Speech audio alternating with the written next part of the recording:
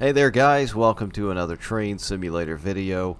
Got another good mod pack here. Finally, thankfully, the madman known as LP has been working on a lot of projects lately and redone quite a few older routes and enhanced them and older rolling stock and all that good stuff. Well, this is the latest that he's come out with. This is the GP38-2 Enhancement Pack. I'm not sure what he's going to want to call it yet, but every GP38-2 that you see here is a part of this pack, and this is a good day. This is a good thing because I feel like the 38-2 is kind of the unsung hero of American railroading and TS in general. You know, everybody's foaming over Tier 4, bonga garbage nowadays, and these right here are amazing. Yes, they're only 4-axle, and they're usually relegated to yard duties, but they're awesome. I've always loved the GP38-2, and the sound that they emit, the 645E, is nothing short of amazing. So this pack is very special to me personally, because for the longest time, I haven't been able to use these because they've just been kind of broken. The sounds don't work. Some of them work, some of them don't, but everyone I've tried out here, for the most part, before I started recording, works. This is a fantastic pack. First things first, logos were added for worldwide users for some of the BNSF rolling stock. Now, while that may not matter in a matter of a couple of months because Dovetail's slowly rolling out BNSF stuff to worldwide users, as of right now, if you got the GP38-2 pack or Montana Highline or whatever the hell, you got logos now, so you don't have to worry about that. The air spitter sounds, that's been fixed and corrected. Each locomotive has got its own appropriate horn and bell. What you're going to need, of course, is any of the packs that you see here. You don't need them all. You only need one or two, if you just want one or two of these to work. So that will be listed in the README to the mod, which I will link below the description. And as with a lot of LP's mods, they're easy as pie. You drop the assets folder into your Railworks folder, wherever that may be. You run the batch file, and you're done. 2 steps. Easiest thing in the world. It's a very good deal. But there's several railroads this is going to cover. It, of course, uses and aliases the MLW audio, which is Searchlight Simulations, essentially, which is their 16645E Enhancement Pack. So if you don't have that, get it, for one. But if you do have it, you're good to go, because it's going to have all those great sounds. It includes new things like Clinch Field, the Monroe Sub, which is Livonia, the High Line, Norfolk Southern Inline. We'll just get into them one by one here. First of all, we'll take a look at the Alaska Railroad, which is a gorgeous Jeep, an awesome livery, and a very unique light style that Alaska Railroad had. I think this one's got a P3 and a Graham White E-bell.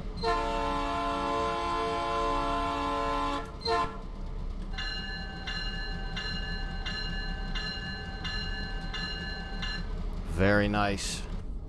And of course, now with a lot of these, if you're not familiar with this pack, there's an isolation switch, which a lot of Searchlight Simulations locos and enhancement packs use. So it's essentially you're starting the locomotive unisolated, so you need to hit I and you'll hear a click, and that means it's unisolated and run, which is effectively this switch right here. It's just some of these it doesn't move. I don't know if it moves in any of them.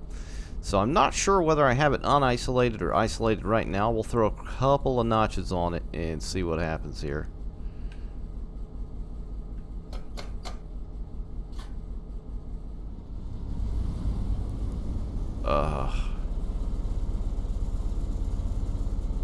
My God.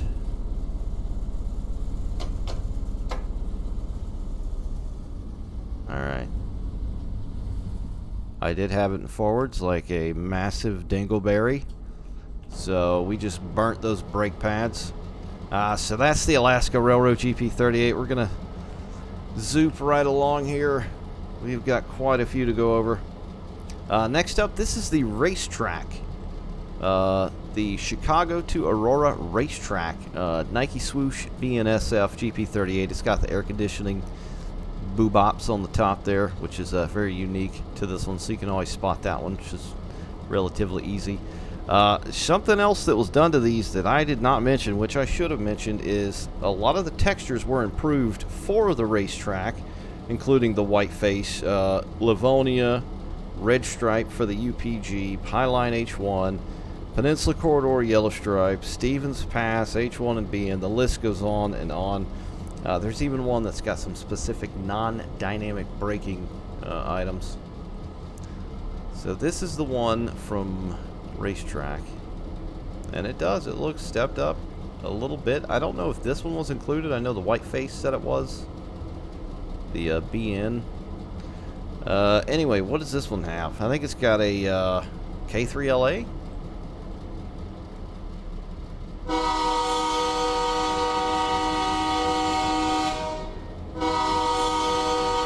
Also a Graham White E-Bell.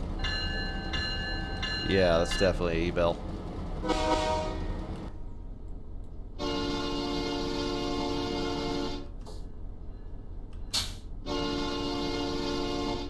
Very nice. Alright, scooching right along. The next one is... I think I laid these out correct. This is the racetrack BN white face, which is a cool locomotive. I like these in the white stripe as well. The green and the white stripe and the black, just... I've always liked these quite a bit, but it's BNSF patched. And it does look topped up a little bit. It doesn't look like the original kind of muddiness that they had by default. It looks good. It looks very nice. This one's got a RS3K. Oh yeah, it's got that scream in it. And this has got a steel bell. The ding and click. Love it. And of course, all the lights work for these as well. And they look amazing. This one's got the McDonald's drive-through window as well. That sounds really nice. Alright, what do we have next here? Oh, wait. So that was Alaska Railroad and the racetrack Jeeps. Let's see, we'll go to the Clinchfield Jeep.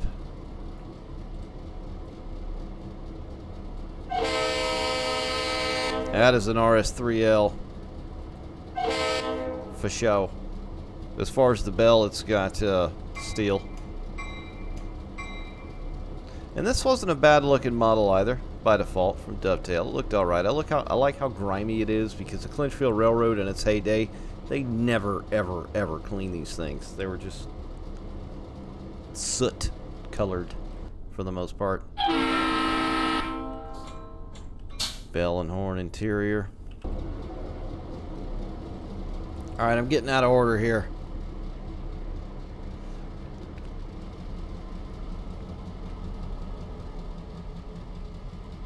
Oh, I left. That one's in high idle. Let's see. This one is the... This is the Peninsula Corridor. So, I think it's San Fran or Gilroy. This is GP38 from it. And it never looked bad either. And it looks damn good now. Let's see, which one's this? I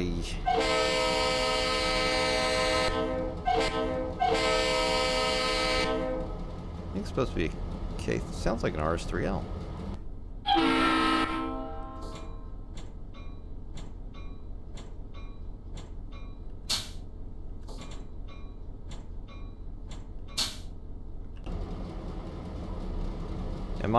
I may be getting out of order here. Sorry, apologies. I'm too excited about this. I freaking love these things. Let's see, I put them in a particular order. They seem like they're completely out of order, which they are, but they're in an order for the way my kooky mind works. Let's see, this is... I think this is from the inline here. So this one's got RS3Ls as well. Oh yeah. Steel bell. And the flippin' gorgeous high nose. Now there's actually two of these. There's a thoroughbred and the stripes.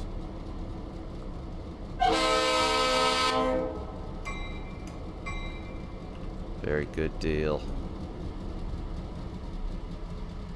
Let's see, what have we got here? Is this the... Okay, this must be the OG Stevens Pass H1. RS3K, I love that horn.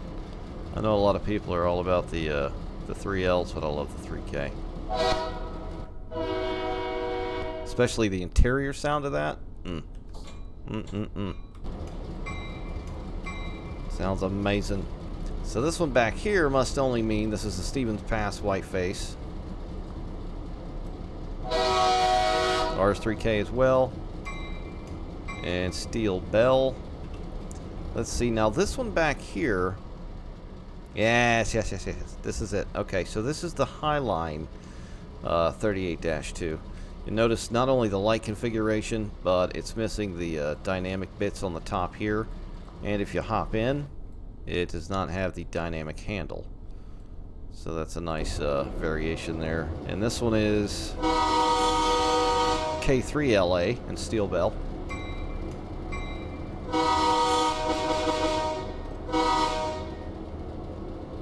Nice. Now this one, I believe, is the Livonia GP38-2, and he created the yellow stripes. So we got a little bit of difference now with the UP GP38-2, and it looks very, very nice. Let's see, which one... Is that, I'm getting mixed up now. Is that the K3LA? No, that's RS3L. I'm losing my mind. Steel bell as well. Pop on back here. This is the OG, I think this was a GP38 pack? I don't really remember. Did this come with pin coal? No, this was a pack. This was a pack on its own right here. I think this one came with the thoroughbred and the stripes.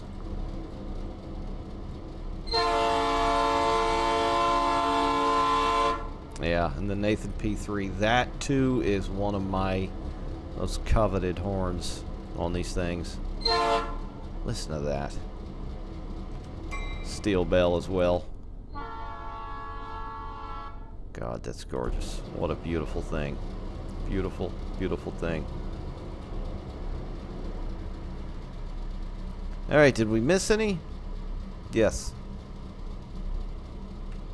Wait a second. Which ones are these? Oh man, I'm so confused now. Let's see here. Nike swoosh. So that's... Oh frick. Which ones are these from?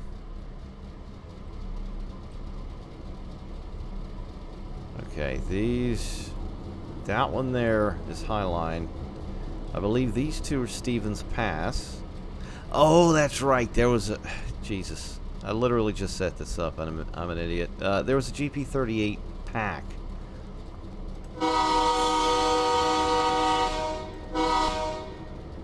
So this is a Loco Pack. But that's got the swoosh. So no, I had that backwards. My apologies. I'm getting way out of control here. This must have been from the pack. Because the pack, I believe, had the H1. Right? Jesus. I'm losing my mind. Anyway, one's got that. We'll hop in the stripes. Which one is that? That's an RS3K. Yeah. Okay, so it was two Loco Packs, right? Two GP38. I'm sorry.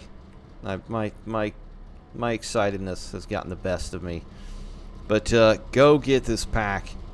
You've got Alaska Railroad, Racetrack Jeeps, BNSF Loco Pack Jeeps, BN Loco Pack Jeeps, Clinchfield Railroad Jeep, Monroe Sub or Livonia Subdivision, Highline Jeeps, Norfolk Southern High Hood Jeeps, inline Jeeps, Peninsula Corridor Jeeps, and Stevens Pass Jeeps. There may be one or two that I missed.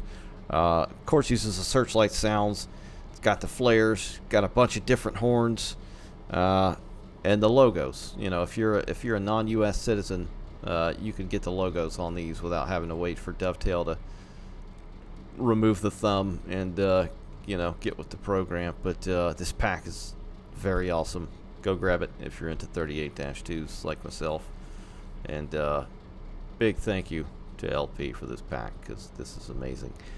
I don't know much else what I can say except every GP38-2 in Train Sim now is good. That's it. Hope you enjoyed the video, guys. Go pick it up. I'll link it down below, and I'll see you next time. Bye, guys.